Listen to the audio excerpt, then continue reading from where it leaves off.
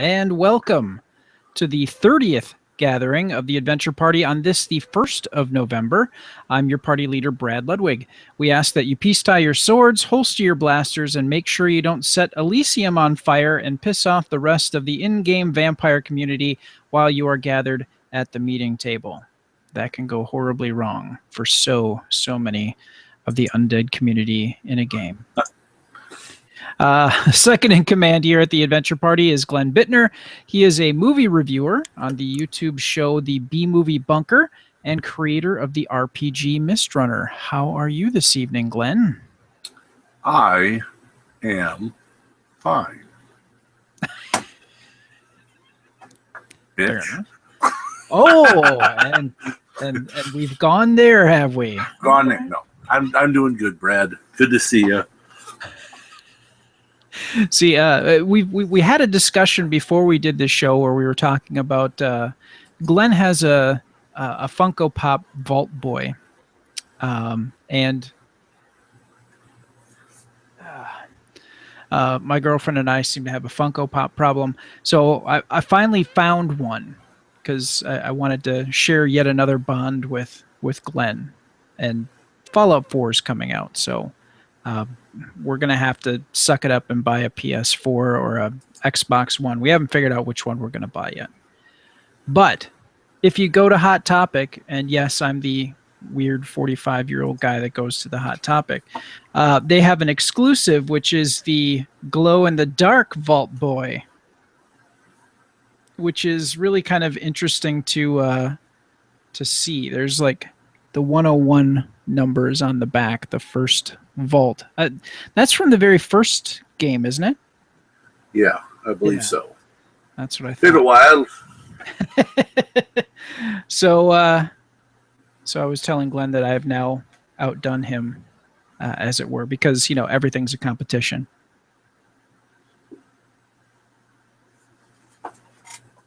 That's how sad my life is. That and the 6,000 comic books in my basement. I can't compete with that. I'm surprised I've kissed a girl. All right. The Adventure Party. What's that? Said most likely two.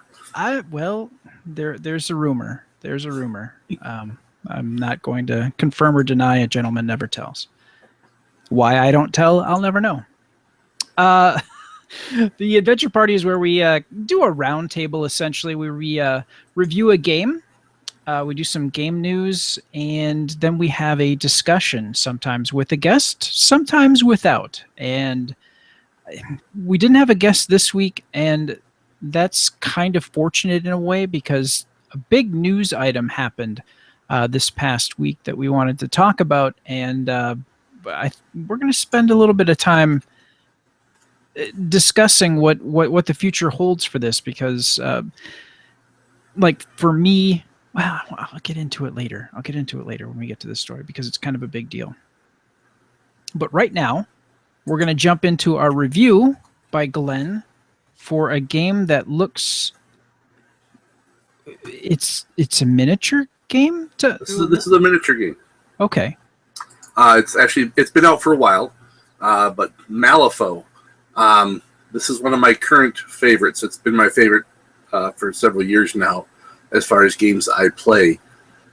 To sum it up best, it is a skirmish-level miniatures game. The theme is Old West Gothic horror, steampunk, fantasy, kung fu. Just a couple things there. Yes, so just a couple things. I've been a tabletop minis gamer for quite a long time. I've never been like, super huge into a lot of the games, but there's always been a couple I played. I did Warhammer 40K and Warhammer Fantasy for a while. I did War Machine, and then I discovered Malifaux.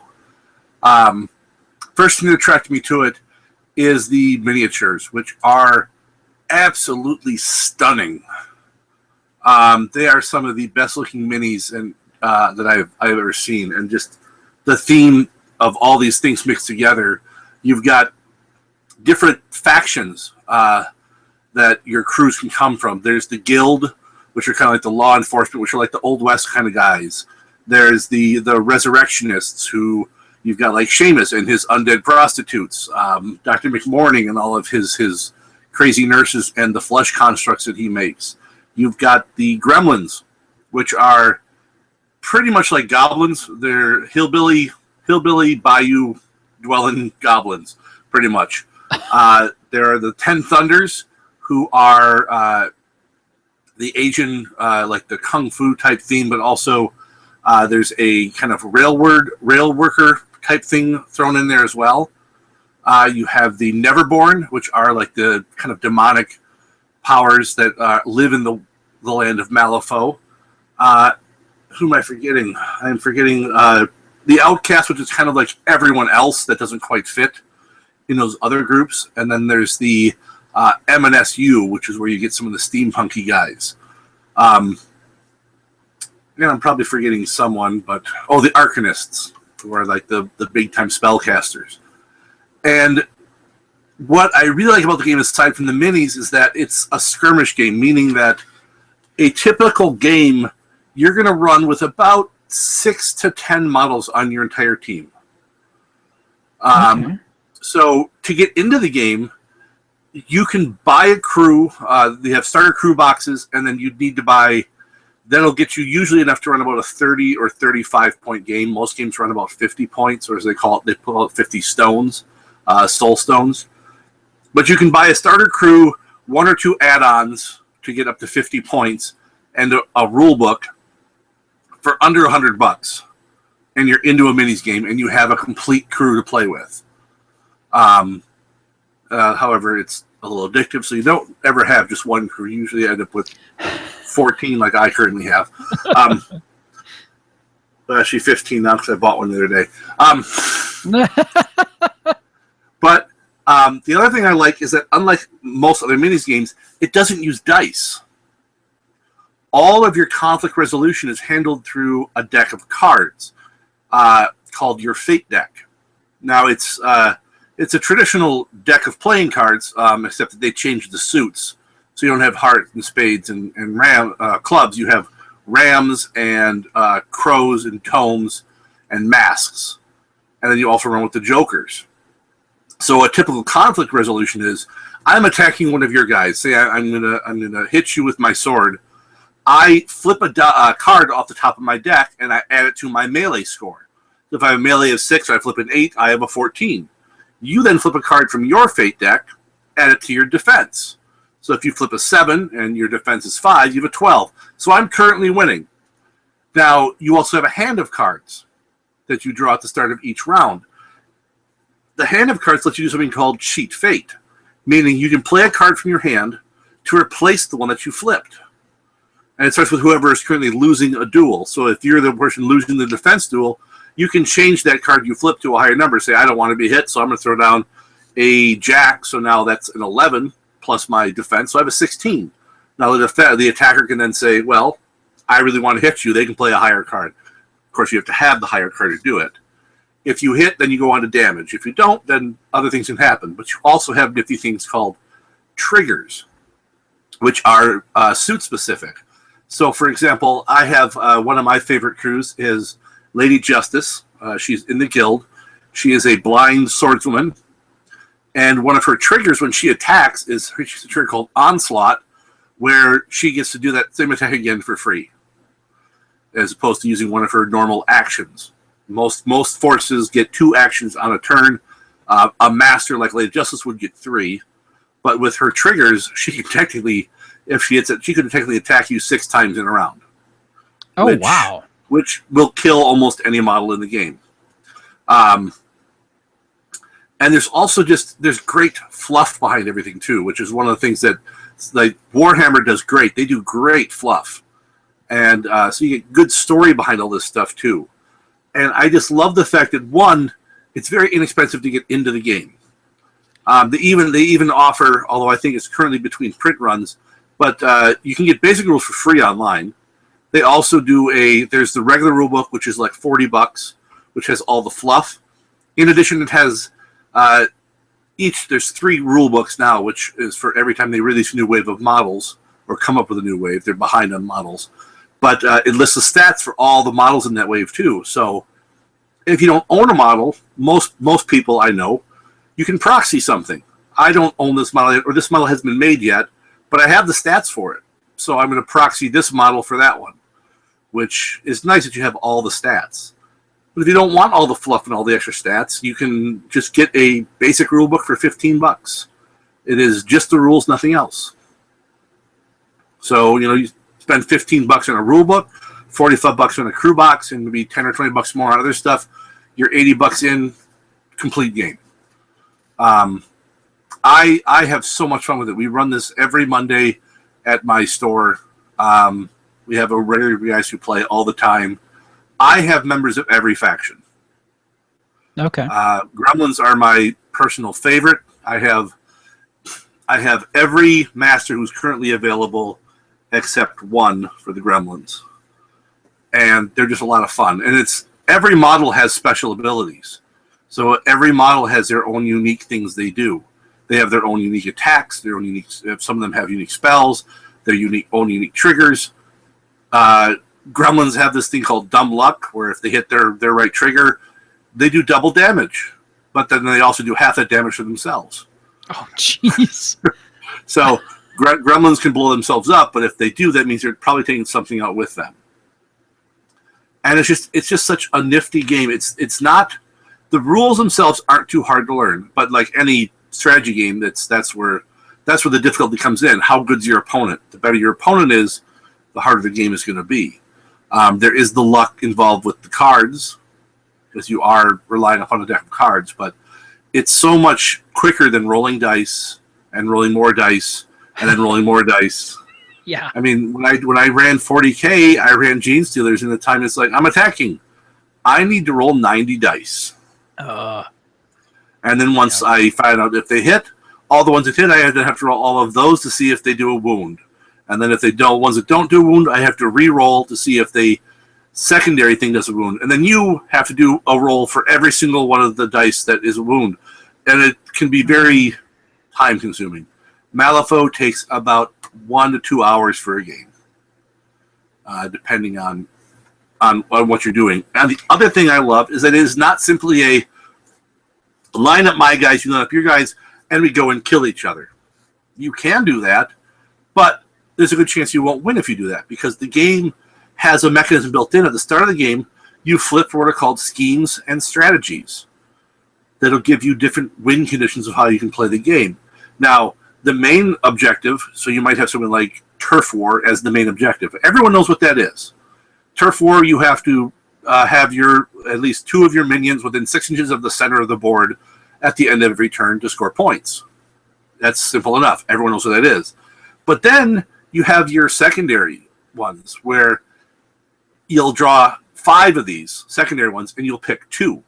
And your opponent's drawing from the same pool, and you'll each pick 2, and you have the option of revealing what you're doing, because it might be worth more points, or keeping it secret, thereby not letting your opponent know what you're doing, but you're going to get fewer points for it. So I might have something like I have to control a specific corner of the board, or I might have to, there's one deliver a message, or I have to get one of my guys up to your master and take an action and basically hand him a message. And then my guy will probably die because he's standing next to your master, but I get my points, so I delivered a message. Or I might have to assassinate a particular model or protect one of mine. So everyone has their own schemes and strategies that you're trying to score points on. So it's not who kills the most models. Normally, there is one called Reckoning where you get points for killing models, but my Gremlins generally don't do good in Reckoning because they're pretty squishy. They die really fast. But something like if you run the guild with their hounds are really fast, so they can run all over the board and do schemes everywhere because they're quick. So it's all, you have to play to your crew's strength on whatever schemes or strategies you pick. So it's very interesting because there's every game is a little different, because every game you have different schemes and different strategies that you're trying to do. And if you're running different crews, that changes up how you play as well. Some crews are very in your face. They want to smash things. The 10 Thunders like to get in there and they like to hit you because that's what Kung Fu people do.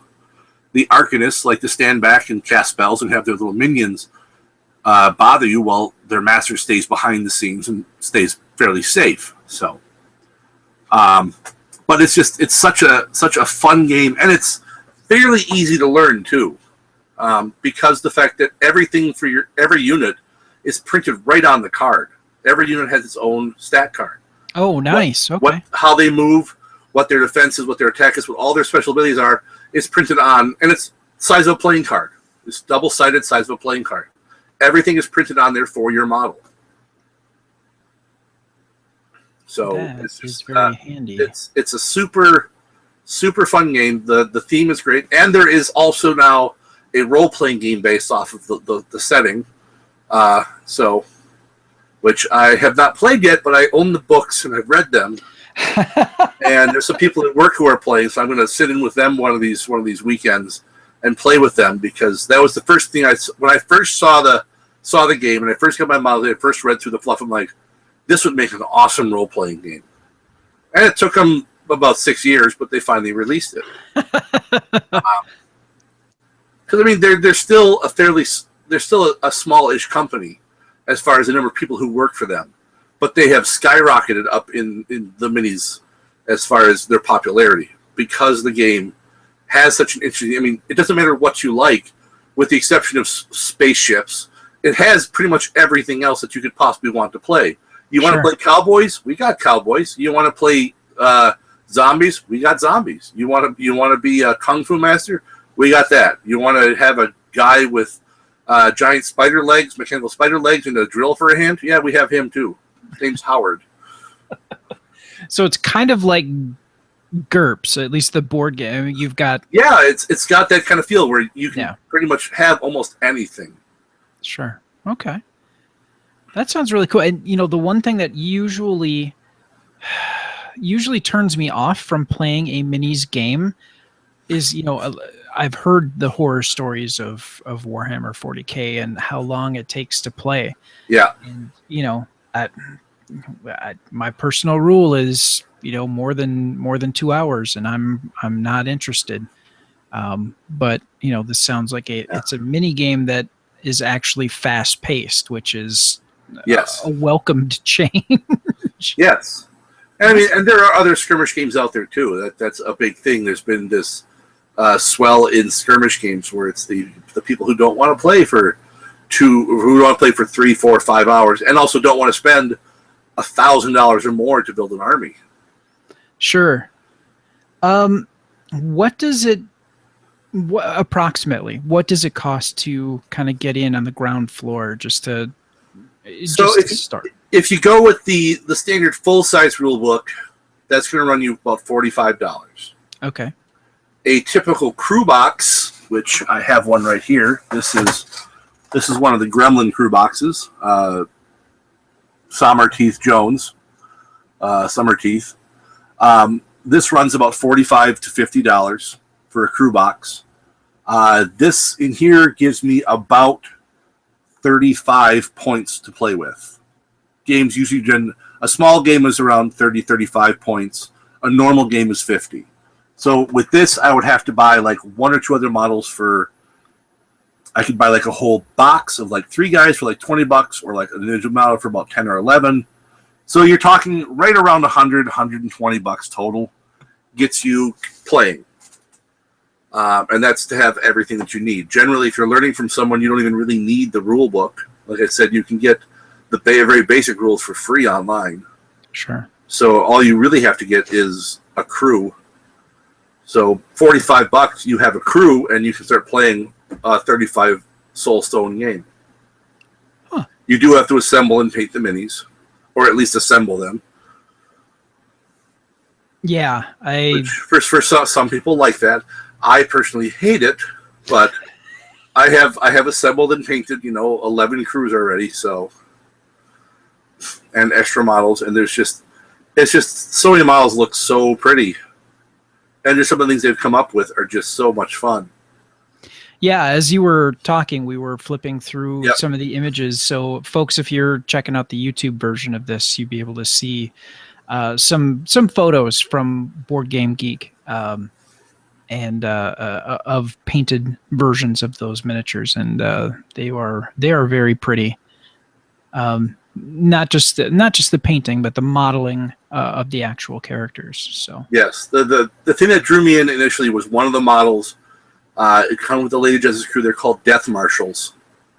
So, cowboy guys in the big long dusters, and it's got one where the guy is leaping into the air, kind of like like a Matrix type jump, slow motion jump, and he has just one foot, just the tip of the foot on a coffin. So you have this guy in this leap standing on this coffin, and I'm just like, and they're all plastic now, and when they first came out, they were all metal.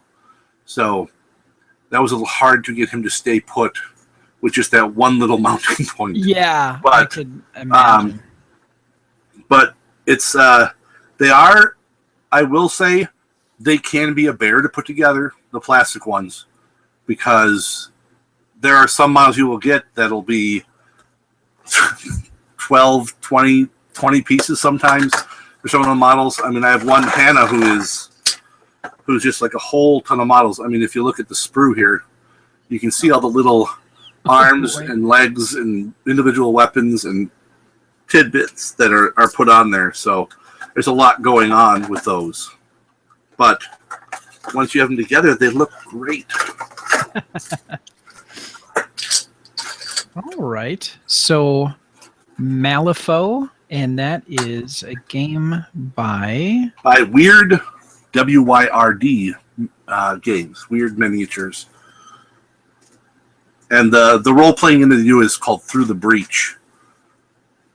Oh, okay. That is the concept of the game is that it's set, not set on Earth, but there is an Earth, and magic has been fading on Earth, and this kind of gate opened up to a breach open to Malifaux, this weird place on the other side of the gate where they mine this thing called soul stones. Soul stones they ship back to regular Earth to keep feeding those who want to keep doing magic, even though it's fading away.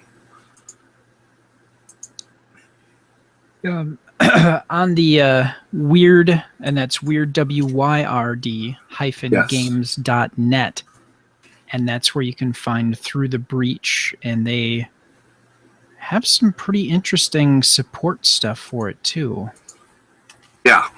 And they do sell the game on Drive-Thru RPG, which Glenn and I are big fans of. I mean, try to buy local, but if you can't or you don't have access to a local store, check out Drive-Thru RPG. Alrighty. Very cool. That's a great recommendation, and I would really like to give that a try sometime. I could arrange that. We just have to get to Milwaukee when you're there. Yes. That seems to be our big issue. All right. Or I need to come up to Point and not vomit and then drive right home. Yeah, that was extremely unfortunate. Not the time to get a stomach bug is right before you enter 54 hours of trivia. Yes. Boo. All right. Well, next up here, we're going to talk about, and this is going to be kind of the core focus of our discussion, is based off of this news story because it's kind of a big deal. And I'm just going to jump right into it. Paradox Interactive acquires White Wolf Publishing from CCP Games. New Paradox subsidiary will operate independently and manage all White Wolf properties, including World of Darkness and Vampire the Masquerade. This press release was put out October 29th. Paradox Interactive, a global games developer and publisher, today announced the acquisition of White Wolf Publishing excuse me, from CCP Games in an all-cash deal. Now a subsidiary of Paradox Interactive, White Wolf Publishing is a licensing business that owns and manages intellectual properties including World of Darkness, Vampire the Masquerade, and Werewolf the Apocalypse. Led by CEO Tobias Sjorgen, former EVP of Business Development at Paradox, White Wolf Publishing will operate as an independent entity with a dedicated team.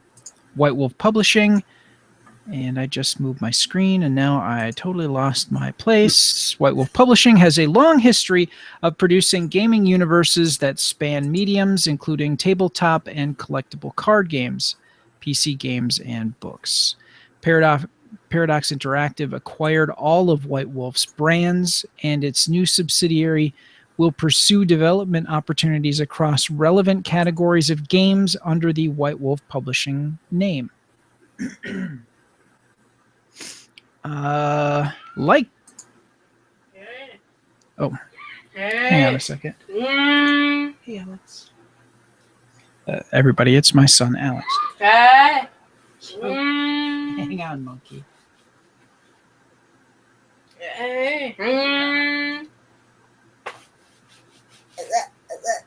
Okay, try that, bud. Could you close the door? Sorry about that.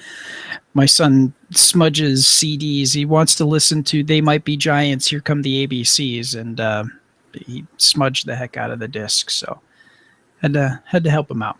All right. Like Paradox Games, White Wolf's properties have dedicated, passionate communities. While there are similarities in spirit, White Wolf's IPs, that's intellectual properties, have very different themes than Paradox's titles and deserve their own brand and team, said Frederick Wester, CEO and president of Paradox Interactive. We have great respect for White Wolf's gaming worlds and see opportunities for their expansion in the future under our new subsidiary. So, kind of a big deal, and that leaves kind of a lot of questions, and that's what we wanted to talk about. After I read that and was totally shocked, another follow-up story was released the day after the purchase, and this is from the escapistmagazine.com. What does the future look like for White Wolf? We asked its new CEO about where the company will go following acquisition by Paradox Interactive. Here we go. We set up a daughter company to Paradox, says Sjorgen, because we, of course, will find a lot of really great synergies and things we can do together with Paradox. It's very close to do products that way. But White Wolf is so much more, and Paradox certainly not the only publisher who can publish games based on these intellectual properties, not the right publisher for all types of games we can do. While the plan for the new company is keeping things open for publisher involvement other than Paradox, Sjorgen expects that the first video game projects will likely come from them. We've been working on this deal for quite some time, so we have some good ideas in Paradox, some exciting concepts that we want to try out as soon as possible. It is, of course, easier to get started with that at Paradox. I would expect the first products to come to Paradox, but we've definitely started talking.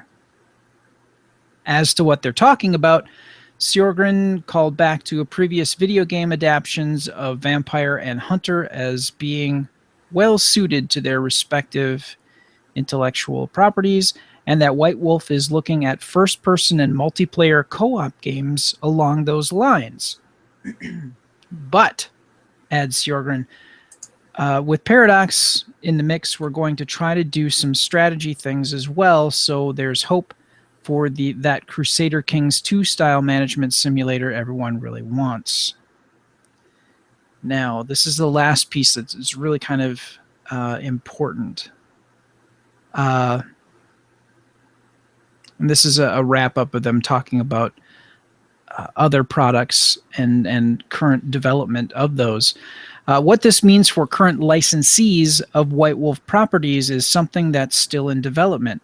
as the company reevaluates relationships previously established by the previous owner, CCP. We've just taken over the legal ownership of all of this, Sjorgren noted. Right now, we're reaching out to them and starting the discussions about how to move forward.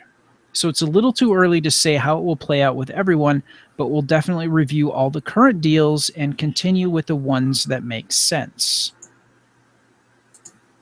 So. Nifty. Yeah. That said, Sjorgren also made it clear that White Wolf intends to license the IP. I hate that when they use IP. I'm a web person. That's an IP address, intellectual property. It's very easy to confuse that. Into as many channels as possible, noting that plans will include traditional tabletop role-playing supplements. They are working with By Night Studios, the current licensee of the Mind's Eye Theater line of live-action role-playing products, to develop more around that concept as well.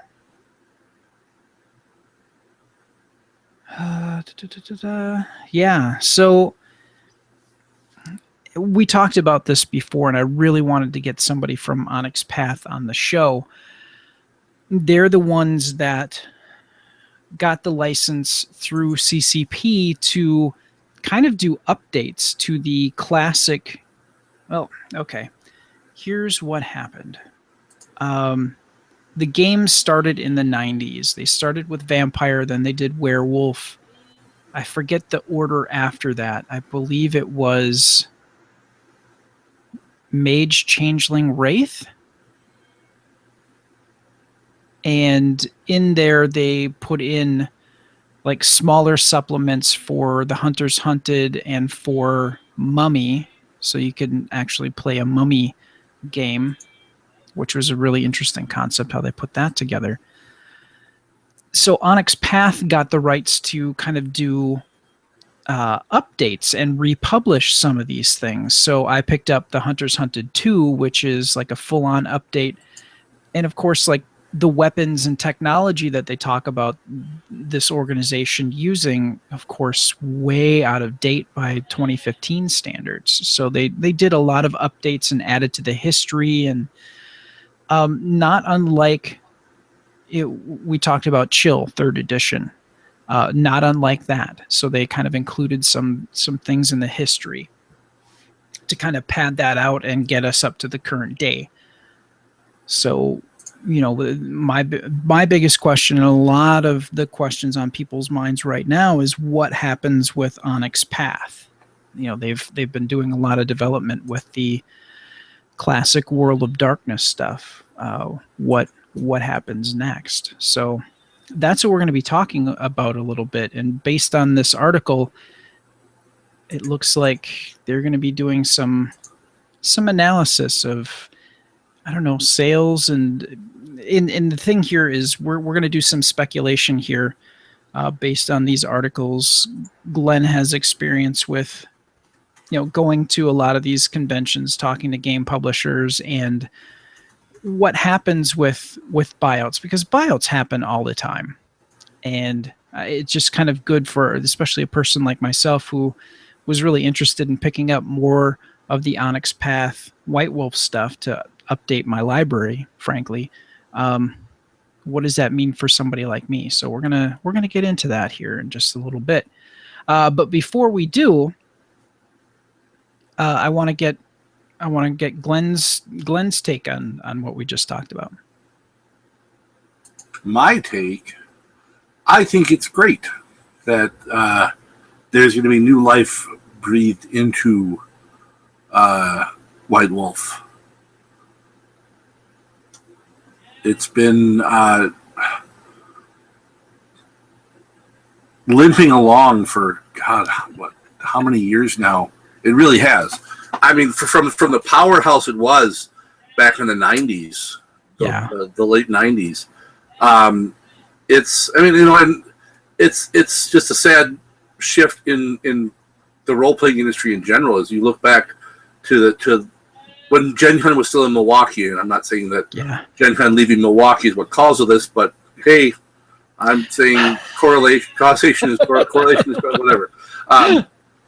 you look at all the companies that were the big companies back then. You had FASA, and you had West End Games, and you had those were in White Wolf. These were some of the big names, and now FASA's what? West End is West Who What Games. Yeah. So it's nice to see someone surviving from that and getting basically a rebirth. And I think Paradox is a great company to do it. One, that they're letting them operate independently, but also two, just if you look at the video games they make for an adult audience. And as much as a lot of younger people gravitated towards White Wolf with the whole teen angst thing, it is a more mature subject game when played the way it's intended, I should say. Which there's it's the way that the authors intended, the way it's used. That's not that important a thing. People will use art or a game in whatever way they see fit, but it's designed for a more mature audience. And I think having a company that understands that already, seeing as, I think they say their target audience for their video games, they target people who are 35 and older. And for this, they're writing it for people who are like 25 and up. So that's good, because you don't need to, for lack of a term, pussyfoot around stuff. Yeah. If you want to go dark, you can go dark. One of my favorite things that they did was, is it Black Dog? Yeah, Black Dog Games. Black Dog Games, the fake game company that was actually had quote unquote produced some games like Hole, Human Occupied Landfill. That it was operating on the whole premise that role playing games really are trying to corrupt our youth. Black Dog is also the one that put out the Fomori handbook for Werewolf. Oh, did it? Okay. Yeah. Well, they were a part of White Wolf. Yeah, I know they were. That was because Black Dog started as the fake role playing game company in the World of Darkness. Oh, that I did not recall that. Okay. Yeah, if I remember right, Black Dog Press was originally. It was in the World of Darkness. It was the game company that actually was trying to corrupt the youth. Because that was the whole concept that you had. Was it the worm? It's been so long since I've done anything with any of that stuff. I could be wrong, but I'm pretty sure that's how it started out. It started out as a fake thing in World of Darkness. Now, I'm sure someone who knows more than me when it comes to this is going to say, "You're an idiot. You're wrong." But that's getting back to. Oh, there we go. Black Dog Game Factory. There we go. Kind of getting back to what you were talking about with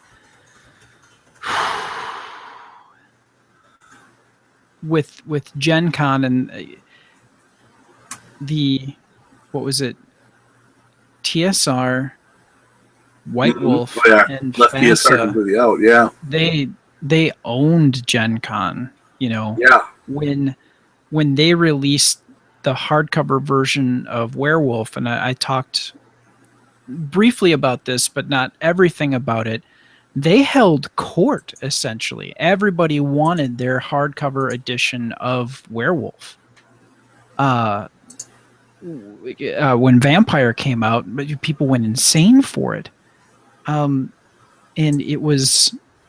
And that was kind of at the point where it was almost like there was a new life being pumped back into the role-playing game industry at that point. There was a whole boom of new creators, new publishers putting out some interesting and thought-provoking material, and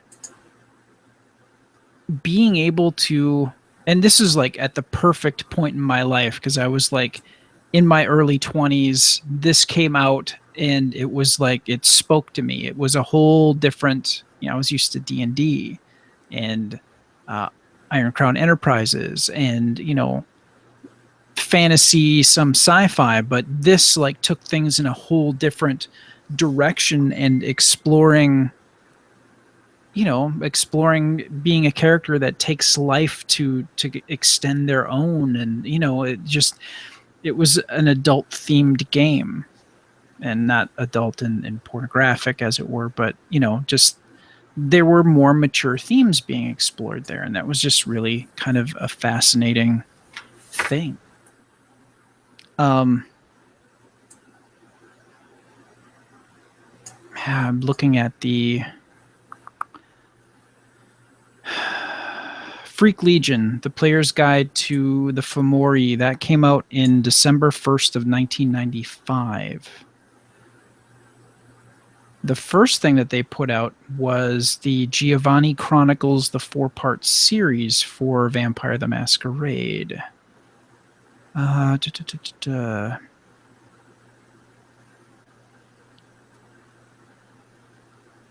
It doesn't mention any.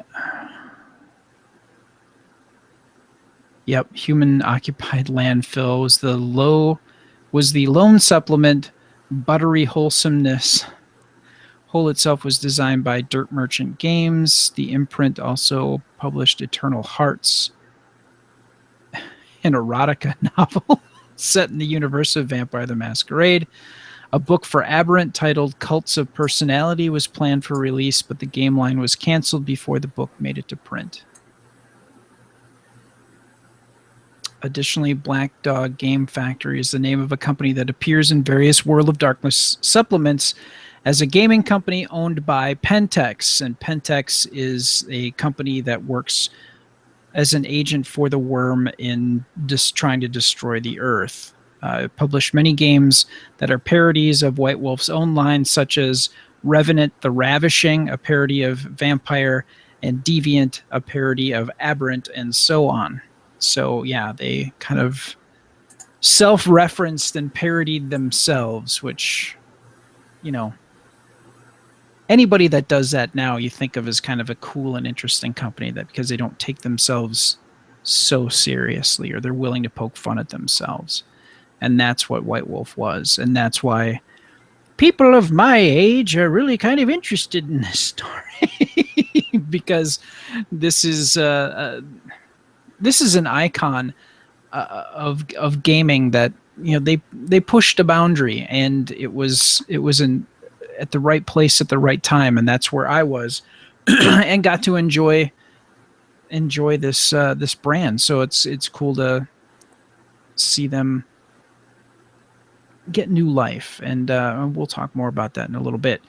Next up to talk for us is Ryan Murphy, and he is a contributor to Galactic Netcasts with his Galactic Gaming News, and he covers more of the digital beat of gaming, and he has another update for us. So please take it away, Ryan. Okay, Ryan, thanks. Next up here, we're going to do the Kickstarter Spotlight. We are going to take a look at last week's Spotlight, which was Tome of Beasts, and I believe that you brought that one to the table. So refresh our memory and let us know where they sit at this moment in time. Tome of Beasts gives you hundreds of monsters for your 5th edition D&D game, a whole manual of new demons, dragons, undead, and other horrors, plus their layers. By Kobold Press, who has worked with Wizard of the Coast before for D&D supplements as well. They were looking for $20,000.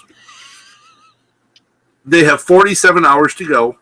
They are sitting at $140,154. So definitely being made. You can still get it. You got 47 hours left, and it's not just it's not just the book Tome of Beasts. They've also got the Book of Layers, which gives you maps and everything, and they've got stuff that works with Fantasy Grounds, which is the digital map-making software.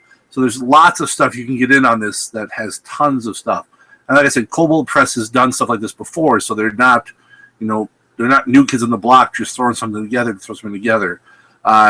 Wizards is particularly being pickier with 5th edition of who they let do stuff, because you had such a barrage of material with 3.5, and not all of it was good. So they're trying to control that more by letting only a small handful of companies do actual license type work for their product. And this is one of those. Book of Layers, and Book of Tome of Beasts. Remember, there's two different things, even though they mean essentially the same thing. So, and it's easy. I mean, Book of Layers you can get in for, was it $25, $27. Tome of Beasts is $29. That gets you the PDF. $35 gets you print for the layers. $39 gets you print of the book. So $49 gets you everything digital. A lot of cool things going on here, and yes. And we talked about it before. They aren't releasing a whole lot of new material for 5th edition, at least not at this point. They've been slow to release it, so it's really kind of cool to get this huge dump of information of different monsters and layers and stuff like that to really kind of inject more into your gaming experience for 5th edition D&D. So, boy, you want to hop on this train. You really do. If this is your jam, if 5th edition D&D is your thing, this is definitely for you. All right. And like 7 times the amount of money they were looking for. It's always gratifying to see something like that where it's like, oh, we wanted this much and now we've been, 700% of our goal. Boom. And that's really cool to see that. This week's, our new Kickstarter spotlight for this week is, and we've talked about Cheap Ass Games before. Cheap Ass Games, founded in 1996. And their very first board game was Kill Dr. Lucky. It's a pre-mystery board game where players compete to kill a very lucky old man. Kill Dr. Lucky has been through several versions and variations over the years, and it is currently out of print. To celebrate the 19.5th so it's been out for 19 and a half years. So they're putting out a special anniversary edition, the 19 and a half. I love that. They're bringing back Kill Dr. Lucky in a special edition with new art and updated rules. Kill Dr. Lucky is a fast, easy board game. The goal is simple: to kill Dr. Lucky. You'll sneak around Lucky Mansion looking for good weapons and hiding places. To make a murder attempt, you must be in a room with Dr. Lucky where no one else can see you. And of course, he's very lucky, so he's quite hard to kill. And the game is for 2 to 8 players. The game takes about 30 to 45 minutes. It's considered a light strategy board game, and it's for ages 12 and up. You get the board, 72 cards, 8 character cards, 9 pawns, and rules. The designer of the game is the gaming great James Ernest. The artist is Israel Evans. The first edition of Kill Dr. Lucky, as I said before, was released in 96, and it won the Origins Award for Best Abstract Board Game of 97. They also won the Origins Award for that same year for a traditional card game called Give Me the Brain. Kill Dr. Lucky was also listed in the Games 100, the top 100 games of the year as chosen by Games Magazine. And this great response was despite the fact that the first edition came in a white paper envelope with cheap components and no spare parts. And if you've seen the video of previous episodes of Adventure Party, I've shown you different envelopes. I had Renfield that I was showing for our Halloween episode where we were talking about scary games that we dug. Everything came in a white envelope, I don't know, maybe 10 inches by 5 inches, something like that. That's a rough size. The games were small, and then the games were a wonderful, fast, fun. If you got something from Cheap Ass, you were not going to get a bad game. All the games were fun to play, and you recycled, bits of other games like your Monopoly money if the game needed money, or pieces and parts from other games, a deck of cards maybe, or something like that. And that's a wonderful thing. But now they're doing a Kickstarter here where they are producing a full-on, and if I can get, oh really, here we go, there, haha. I'm going to share the screen now, and the artwork for this looks just absolutely beautiful. The family board game of murdering in the dark. And it's, think of it as, it's like it's like you'd play this and then you'd play Clue, except you're in the process of trying to kill Dr. Lucky, as opposed to when you play Clue, you're trying to figure out who killed Mr. Body. So this is kind of like taking that whole theme, turning it on its ear, and then you need to kill Dr. Lucky without anybody seeing you. And as I remember, the rooms are kind of laid out so that there might be a couple of different doorways that somebody can see you. So either you are playing the game on the offensive, where you are trying to kill Dr. Lucky actively, or you are trying to keep your eye on the other players so that they don't take that, so you can take that opportunity away from them and try to get Dr. Lucky by you. So in a way that you can kill him without being seen. So it's very much an interesting, fun strategy-based game. And the let's see. If you pledge $15 or more, you just get the freebies. So this is kind of for the people that have the Funvelope version, like I mentioned before, the original white envelope version of Kill Dr. Lucky. So you can get stuff in addition to that. But if you want a full-on cool version of this, you drop $50 and you get all the bits to make the game happen. What's kind of interesting is if you $52 is for the German edition. If you drop $148, so it takes a sharp spike upwards.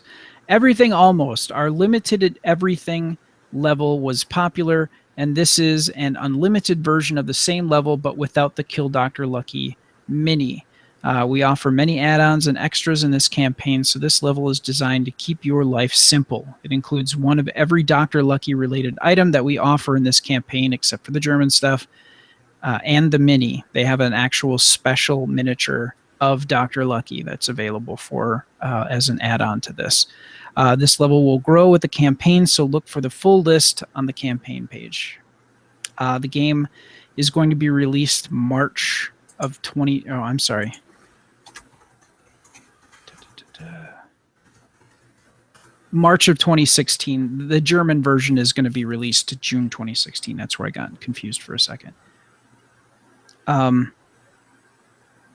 Yeah, so if you are checking out the YouTube version of this, you can see their miniature of Dr. Lucky. It just looks like a very, very elderly gentleman who has a cane, and he kind of reminds me a little bit of the first Doctor. I mean, obviously this miniature isn't painted, but the hairstyle, the use of the cane, the attire that he's wearing kind of reminds me, if you were to look at a picture of the very first Doctor of Doctor Who, he kind of looks a little bit like that. And I think that he's holding like either a tome or a cash box. I'm not sure. I can't remember what that is. But you can You can get additional copies of the game for an additional $40 each. They do have. Where is it? There's a Dr. Lucky coloring book. Special meeples that they have available. 9 custom meeples. Let's see.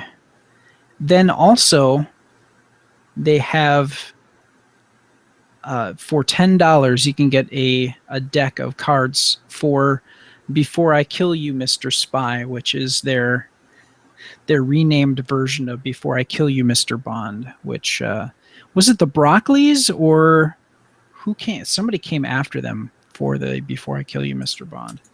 I don't remember which, but yeah. But yeah, they had to stop doing that name. Yeah, they've unlocked a number of stretch goals here because yeah. They were looking to get 40,000 to get this off the ground. They're at just under 120,000. So not quite the ratio of our other game that we spotlighted last week, but very respectable. Let's see. We've got double-sided character cards. It gives you an alternate character on the back, and the pawns have 2 options for those characters. Improved card paper, which is nice, so you get more durable cards with your game. The custom meeples, like I mentioned before. There seems to be some kind of rules addition or something like that that allows you to play Patience the Cat, which is Dr. Lucky's cat. There's a custom Lucky pawn, which, yeah, it's just a turned piece of wood. It looks like if you were to look at it head on, like as a silhouette, it looks like this somebody in a bowler and a tail coat, like an old coat with tails in the back. But they also have Escape from Lucky Mansion, a game variant that takes place immediately after the main game ends. In Escape, Dr. Lucky has risen from the dead and is chasing the characters around the house. All bets are off, as characters can attack each other and move Lucky into attack positions, and the last survivor wins. And you can get a special Zombie Lucky card. And he racks up reasons to murder each person in the game. It's a great bit of turnabout there. Just wonderful. I could go on and on about that game forever, and we're not going to do that. What do you think? $52? Does that intrigue you? Well, I mean, if I didn't already own multiple copies of the game, it would intrigue me a little bit. But I've already got it. Yeah. And I paid, for the original one, I paid, what, $8? Yeah. So, yeah. Yeah, you are getting more stuff. And, I think I had a copy of Give Me the Brain, but, when they released the updated deck that I use, which is very durable cardstock, it's actually like, it feels like a deck of playing cards. That was definitely worth it. I think that was like $15 to get 15 or 30 to get that deck of cards. So, for the cheap ass stuff, when they release really nice versions, I tend to pony up to get that. Like playing Deadwood Studios in an actual with the updated board, so you're not piecing together hunks of paper. That's kind of nice. Of course, when we were doing the cheap ass thing, though, we were, just out of college and really didn't have 2 pennies to rub together. So an $8 game that you could, drink beers with all your friends and have a good time. That's, very appealing. Now, as we're older and have just a little bit more than 2 pennies to rub together. I have 4. Oh, see? Wow. What's that like? I don't know. I'm lying. It's 3, isn't it? It is. Anyways, if you haven't played Kill Dr. Lucky or any of the cheap ass stuff, you need to go out and find a place, find it online, find it somewhere, but find some of these games and enjoy them, because you will. I'm trying to think. Unexploded Cow. Yes. So many different games. Unexploded Cow. Captain Parks Imaginary Polar Expedition, now called Stuff and Nonsense. Huzzah. Deadwood. What was it? The Copyright Office and the Time Machine? U.S. Patent Number 1. Yes. Okay. Get Out. Escape from Elba. Devil Bunny Needs a Ham. Devil Bunny Hates the Earth. Oh, the Devil Bunny series. Glenn and I could reminisce about all the wonderful games at Deadwood Studios, of course. Find the cheap ass stuff, and quite honestly, if you have a couple of pennies to rub together, you definitely want to get in on this Kickstarter. Yeah, it's a fun game. Yeah, $50. 52. I'm sorry, 52 is the German edition. $50 for a game that you're going to get in March, which at this point in time, December, January, February, March, that's 4 months. You're going to get a really fun game that has a lot of replayability, and quite honestly, if you can, we say this time and time again, 30 to 45 minutes for a game of Kill Dr. Lucky. You can play it over and over, and you won't really get tired of this game, because it's a hoot. Everybody's backstabbing everybody else to try to get themselves alone with Dr. Lucky so that they can kill him, and you really find out who your friends are. and the depths that they'll sink to try to screw you over to kill another human being in a game. Of course, it's fake, but good times are had by playing this game. So I can't recommend it enough. And there's 12 days to go for this particular Kickstarter. And gosh, you really need to get it. You really need to get. I can't recommend it enough. So there you go. That's this week's game is Kill Dr. Lucky, and our spotlight from last week, where we were just talking about Tome of Beasts, which is the D&D 5th edition. Basically a big data dump of monsters and layers that you can add to your 5th edition D&D game. So there you go. That's the Kickstarter spotlights. So now we're going to talk about White Wolf. And we talked about how the big shakeup, big change in their direction. They got purchased, and now what does the future possibly hold? Based on the follow-up interview that Jorgen gave Tobias. So the J is a Y in Swedish. Tobias Sjögren, that's tough to say, did a telephone interview to kind of clarify some of the things that Paradox is looking to do, and sort of clarified what they're going to be doing with the licensees that currently have the ability to use those properties to produce other materials. So like I was saying, Onyx Path, they had they're the licensee for the print RPG stuff. So they were doing updates of Vampire, they were doing updates of Werewolf, and they were doing, I think they had a Mage one scheduled here. If it hasn't released already, it was due to be released shortly. They did an update for Demon, and the update that I really dug and purchased immediately when I saw it existed, that was for Hunters Hunted 2nd edition.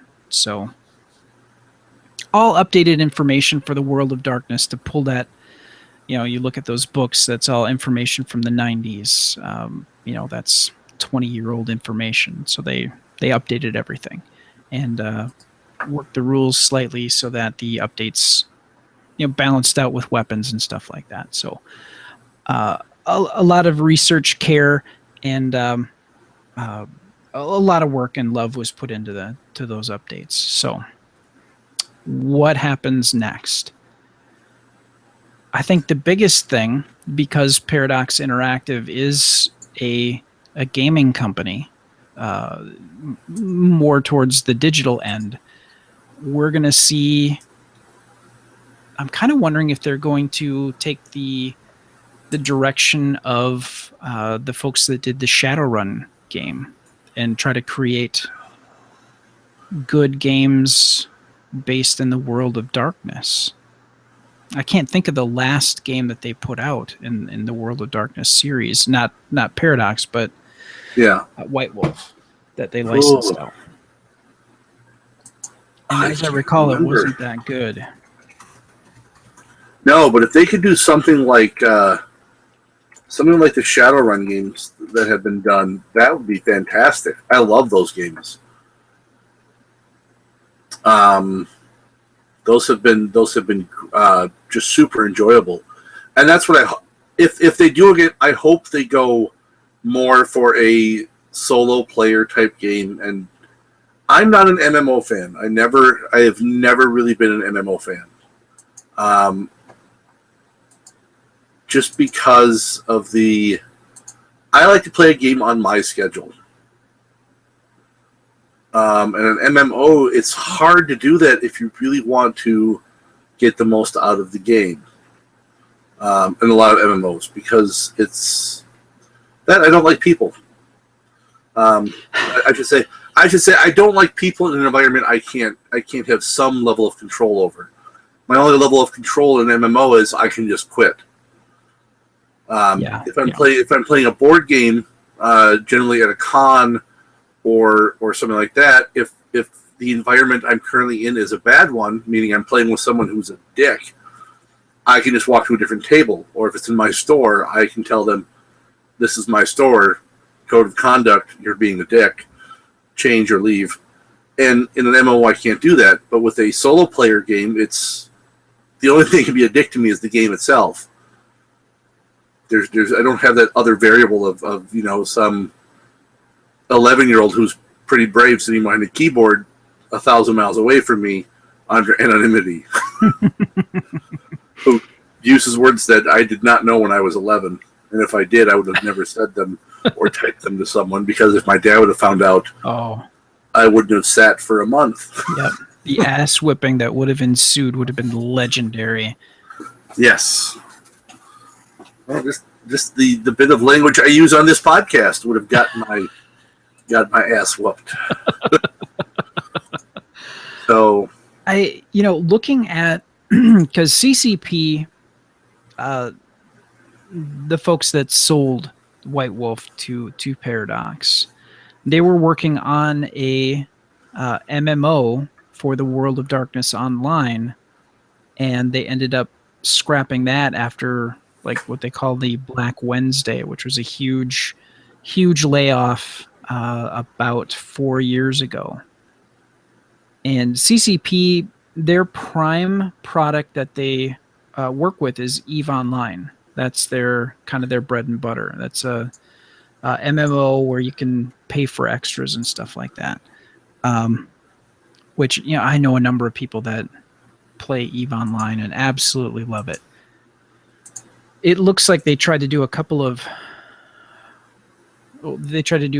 branch off game called Dust 514, which was canceled in 2014, and they've been losing some money here and there. So I think that they wanted to recoup some of their losses and kind of shore up their war chest, as it were, and keep focusing on EVE Online and focus on the product that made them big, their core product. So, from a business aspect, that makes sense.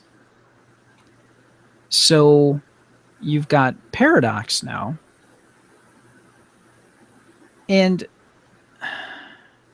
I'm looking at some of the games that Paradox has put out, and I really haven't heard of them. You've got Europa Universalis 4, the Conquistadors unit pack. I'm just checking to make sure. Crusader Kings. Well, they did. Was it City Skylines? I've heard of a bunch of these. I've even played a few of them. I've played Crusader Kings. I've played one of the Europa.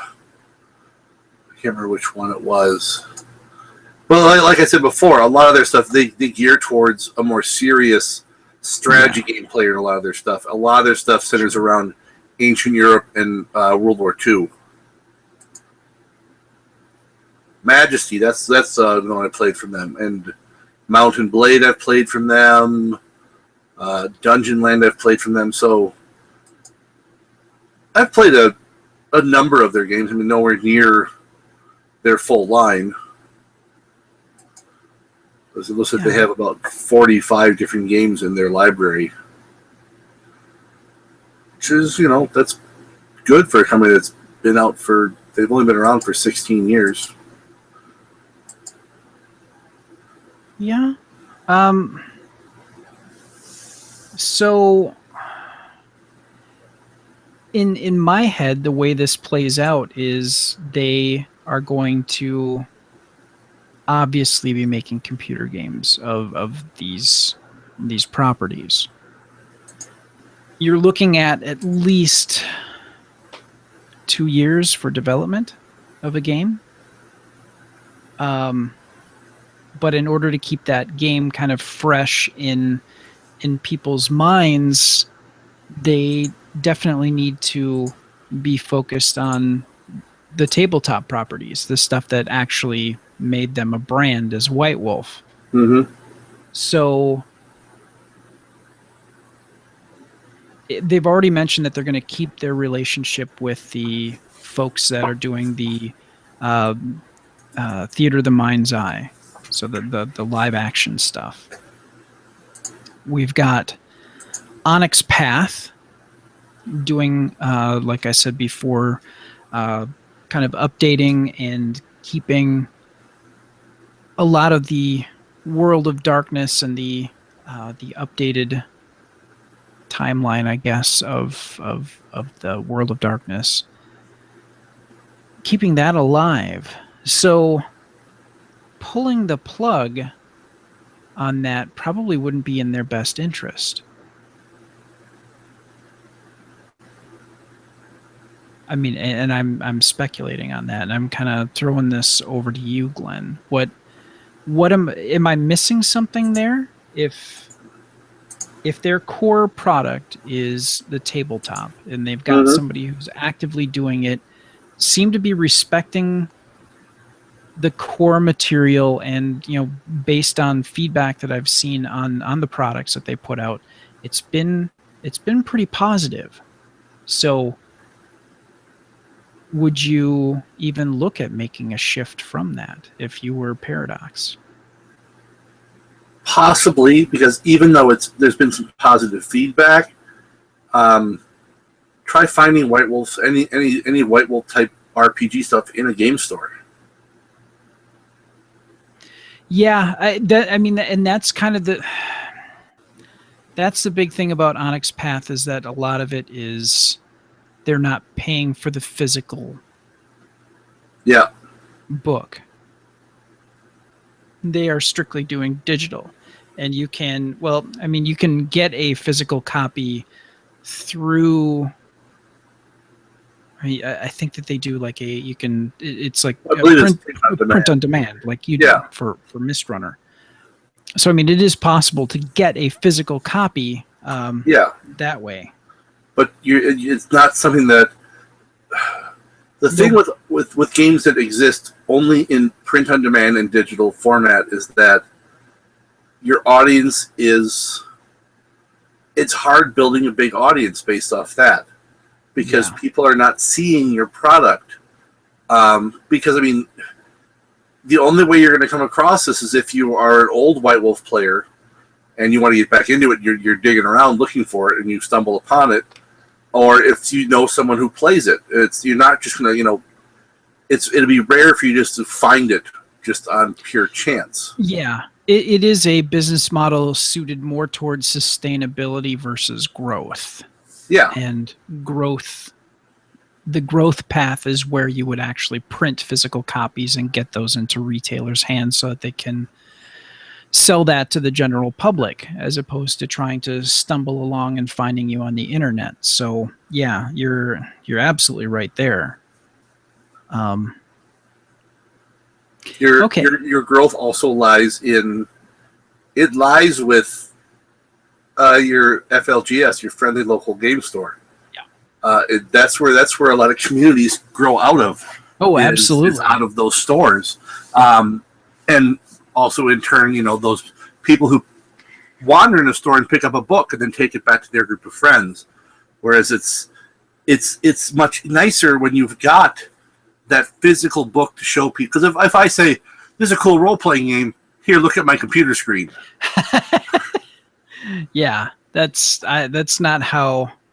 I mean, I have an e-reader, and I don't mind reading books like that, but I cannot look through a rule book for a game on an e-reader. I can't. It actually hurts my brain to try to do, and I've tried it. Just having the ability to quick reference. I mean, I can just grab a bunch of pages. I flip to the back of the book, find the index, and then flip back to where I want to be. You can do that in an e-reader, but it's not, to me, as fast. And maybe that's just how I grew up. I played with physical copies of books, and maybe that's just a little bit of old man in me that wants to be able to hold on to a physical copy. And I'm not comfortable just looking through an ebook of Pathfinder, of White Wolf, of whatever. So, and if you're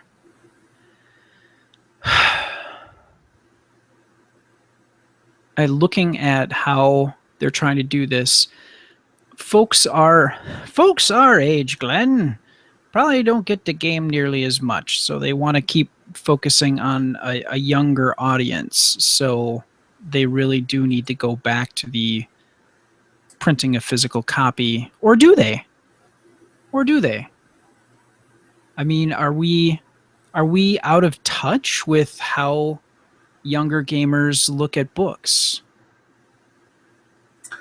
I don't think so. I mean, at least based on what happens in my store. The majority of the people playing Pathfinder and D&D and Star Wars, which are the three biggest selling ones in my stores, the majority of them are people younger than I am. Okay. Most of our D&D players, I'd say, are in their 20s or younger. At my store, at our Greensville store, most of the Pathfinder players are in their 20s. And most people who pick up the books are in their 20s, from what I see in my store. Now, it could be different in other areas. But I still think that's how a lot of people get into the game is they find that physical book. And I think those who, obviously, just about everyone has heard of D&D, and you can get games like D&D and Pathfinder in PDF form. You can find those out there. Sure. But there's just still something about... I think there's still something about having that physical book, because it is I'm physically sitting in front of other people. Yeah. That, as great as a PDF is, especially as a resource, when I do run games, I like having a PDF of it as well, because if it's a game I don't have a lot of experience with, I can very quickly find stuff. Sure. Yeah. Control F, initiative. Boom, there it is. Well, in my only... Typically, if you get a e-version of something, it's going to be in text form. So it's been converted from text, and it keeps the text, so you keep the searchability. The thing that can happen with a PDF is if it's taken from an image, you get zero search if it's been turned into a PDF. Yeah, that So can happen. that's the only. I think that's something that I ran into a couple of times, which may have turned me off a little bit to going the ebook route for games. So, And if you look too, I mean, if you look at the games that sell the most, they're the games that have physical books. yeah. There's no electronic RPG that comes anywhere near the numbers that Pathfinder and D&D do. Not even close. Yeah. I don't have numbers in front of me, but I mean, I've looked in the past when I first published my game as like what the best sellers on Lulu and on DriveThru RPG were, and they don't put up D&D type numbers. They don't put up Path. They don't put up, I mean, the numbers that these companies put up in the 80s and the 90s. And I mean, D&D 5th edition, it sells like freaking hotcakes. Yeah. I mean, it's rare I go a day where we don't sell at least one of the books. Which for a store that like mine, we're not an RPG heavy store. I mean, my entire RPG section is 9 linear feet, so 9 feet of shelves. One side of one shelf of one rack. That's my entire RPG section. Wow. So, but we sell a lot of players' handbooks and Dungeon Master's guides and a fair number of the Star Wars RPG from Fantasy Flight. So, I mean, those are the ones that sell the most because they're in people's hands. Yeah. And you're in the store and you see it and you can flip through it and you can look through it. I can't, at least not legally, I can't look through an online book. Yeah. I might be able to, get like a sample of, here's 10 pages you can look at. But I mean, at my store, we sold 80 players' handbooks this year. Wow. So, and it's been out for a year. So, I mean, compared to a lot of other things, I mean, that most board games, I don't sell 80 copies of in a year. Yeah, like Settlers of Catan or something like that. Well, I mean, 80 is a very respectable number especially for a smaller shop. I mean, that's what I said, wow, and it didn't sound like I was excited. I was thinking back to when I worked at River City Hobbies. 80 is a hell of a number for games. Absolutely. Huh. Okay. So if they made a shift, if you were working with a company who is doing very good with the product, had built up a reputation of being good with the product for the people who bought it, do you, as a company, try to find a way to infuse cash into that to change the business model and add a physical printed component to that? Maybe. Or do you shop it out? I guess I'm looking at, do you start over? Because if you take that property from somebody else, that means that like all of the things that they added to it would have to be pulled out, and this new company would kind of have to start over. Yeah, or maybe you buy Onyx Path. Yeah. and you absorb that into White Wolf. Well, yeah, I was kind of thinking. About that. But the one thing that we can't really speculate too much on is, they bought White Wolf, but do they have enough money to buy out, all the licensees that have done well? Do they buy out the folks that put out the Mind's Eye Theater? Do you buy out, Onyx Path? Do you absorb all those different operations? Do you have the money to do that? Yeah. My gut says probably not. Well, in Mind's Eye, I don't think you would buy out, because that's not a... Mind's Eye is not a moneymaker thing. No. A big money... That's a company that stays in business, and it does what it does, and it does what it does just fine, and there's no reason to tinker with that. because that's not you're not getting, like with a World of Darkness thing, you're not having, I mean, how many source books are there for Mind's Eye Theater? Do they have a source book for every clan of vampire? Do they have, are they releasing all of these, modules and adventure paths and all that stuff? So I think that one, it stays as it is. I don't know, Onyx Path, it's hard to say. I mean, it depends how much, it's not uncommon for a company that does a lot of stuff out of house to all of a sudden say, no, we're doing it all in-house now. And that might go as far as you poach people away from some of these companies. Yeah. So you don't buy Onyx Path, but you poach away some of their people, which is just common business practice in general, not just a role-playing game thing. You say, hey, you want to keep working on, we're taking this away from Onyx Path. If you want to keep working on it, we like your style, you can work for White Wolf. Which, might work with some people. But, I mean, and everything's speculation because you don't know what's, as they said, they're going to evaluate the licenses they have and see which ones are working the way they want them to work. Yeah. So, and it might be that Onyx Path keeps some stuff but loses other stuff. Yeah, that's gonna be interesting because I know Onyx Path purchased, I'm trying to think, I think that they bought the rights to,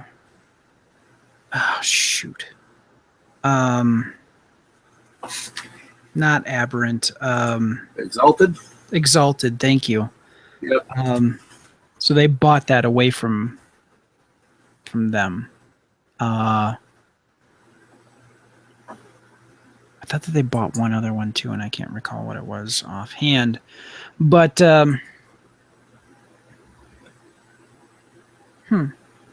yeah, I think what we're going to end up doing is just keep following the news on this. Because I'm, like I said before, I'm a huge White Wolf nerd, so I'm going to be making sure I keep an eye on what's going to happen next, because I really liked what Onyx Path was doing, and I was looking forward to updating, like I said before, my library with some newer material based in that classic World of Darkness setting. So, all right. Well, I think we had a pretty good discussion. Granted, we didn't have a whole lot of details, and yeah, there was a lot of speculation, but I kind of think we're on the right path with a lot of things that we were talking about here. So, like I said, we'll see what the future holds, and we'll keep following the news on that as things progress. So, all right. Next up here, hello, my name is. It's your opportunity to tell us about your favorite character that you have or are currently playing. Maybe you played, Exalted. Maybe you played Aberrant. Maybe you played other White Wolf properties, and you want to talk about them now and possibly lament the changes from White Wolf and what's gone on, and maybe that's going to spark a memory of those characters, and you want to share it with us. You can go to galacticnetcasts.com, and if you click into the podcast section for Adventure Party, you go to the Adventure Party page, and we have a graphic for Hello, My Name Is. You just select that, and you fill out the details. Let us know about your character. Let us know a little bit about yourself. Yes, we do ask for your email address. Only do that so I can send you a certificate suitable for framing as a way to thank you for taking the time to share your story about your character, and maybe you show us a whole game system that we've never experienced before, and we can talk about that a little bit. Exploring and sharing other game systems that we like that maybe others haven't heard of is also a good thing too. So it's kind of a conversation starter as well. So please take some time and join us in sharing some information about your character in Hello, My Name Is. You can find more about the Adventure Party by going to galacticnetcasts.com, and you can find all of our social media outlets that we're a part of. YouTube, we record the show live on YouTube, and then eventually we post an audio version of the show for you to listen on whatever your podcast grabber is And if you're using iTunes or Stitcher, if you can take a moment to give us a review or let us know what you think by leaving us a positive or negative comment and review, you can help us shape Adventure Party and make it as good of a show as it possibly can be, and help give us suggestions. I know that we do more with our YouTube channel of when Glenn is reviewing a game or we talk about something that has a visual component, we try to show it on there. And that was based on a recommendation that somebody sent us in feedback. So based on a comment, I believe, on YouTube. So we do take those things to heart to try to make the show as good as it can be. And always we're looking for ways to improve it. So we can only do that with your help. You can leave us feedback by emailing galacticnetcasts@gmail.com, or you can call or text us at 805-328-3966. Again, 805-328-3966. And you can leave us a voice or text message there. You can also contact us directly on the website. We have a link on the left-hand side that says leave us a message, and if you have a microphone attached to your computer, you can leave us a voice message directly on the website. So want to thank Glenn for joining us once again. Where can people find out more about you and the B-Movie Bunker and Mist Runner? On Facebook, you can find B-Movie Bunker, also Naked Hole Productions, also Mist Runner the RPG. You can find me at mistrunner.com, though the page has not been updated for a while because I was lazy and now I'm busy. And you can also find me on YouTube, B-Movie Bunker, at nakedholeproductions.com. I just wrapped up 31 Days of Horror, which I watched 31 horror movies and did a review every day. Whew. Yes, I'm glad that's over with, so now I can concentrate on National Novel Writing Month because apparently I need more things to do. And the best way is just follow me on Twitter at Naked Hobo. Yeah, it never gets old. All right, I want to thank everybody for joining us on the Adventure Party. May your characters never die and your adventures always be epic. Thank you and good night.